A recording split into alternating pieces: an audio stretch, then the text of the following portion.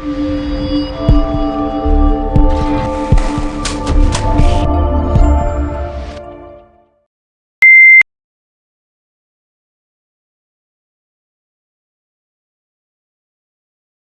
flexion.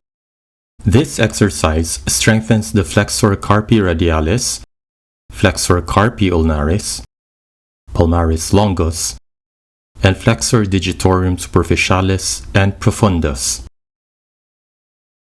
Sit upright on a chair with an armrest. You may use a side table as armrest as alternative. For better isolation of the movement, tuck your elbow near your side and bend it to 90 degrees flexion. Note on the video that the direction of the resistance should come from the opposite direction of the movement.